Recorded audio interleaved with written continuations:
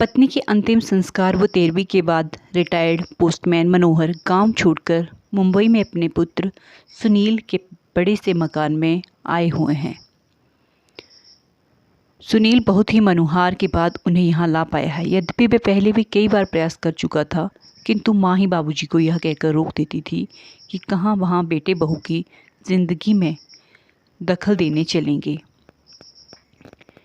यही ठीक है, सारी ज़िंदगी यहीं गुजरी है तो जो थोड़ी सी बची है उसे भी यहीं रहकर काट लेंगे, ठीक है ना।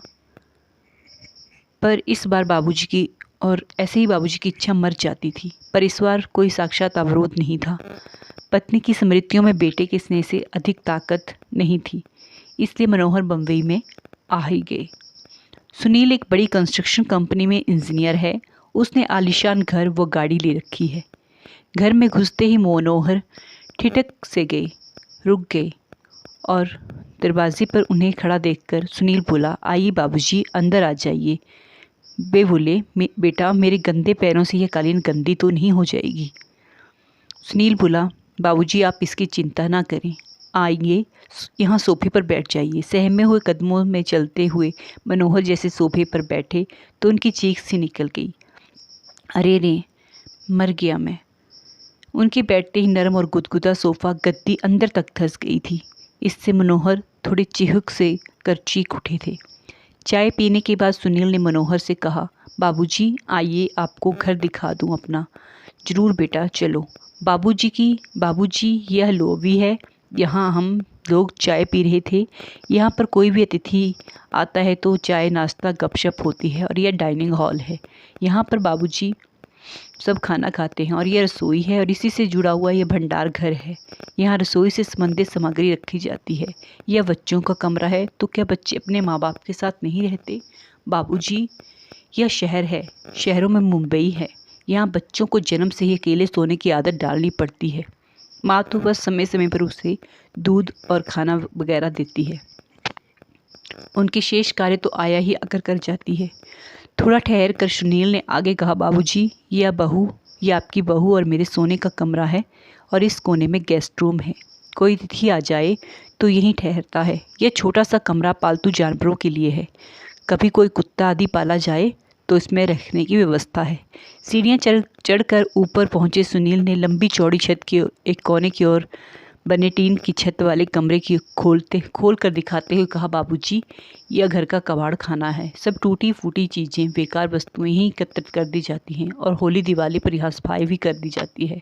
ऊपर ही एक बाथरूम और एक टॉयलेट भी बना हुआ है। मनोहर ने देखा कि इसी कबाड़ खाने के अंदर एक फोल्डिंग चारपाई पर बिस्तर लगा हुआ है और उसी पर उनका झोला रखा हुआ है। मनोहर ने पलट कर सुनील की तरफ देखा, किंतु अब उन्हें वह अकेला छोड़कर सरपट नीचे जा चुका था। मनोहर उस चारपाई पर बैठकर सोचने लगे, कैसा यह घर है जहाँ पाले जाने वाले जानवरों के लिए अलग कमरे की व्यवधान है, किंतु बूढ़े माँ बाप के लिए नहीं।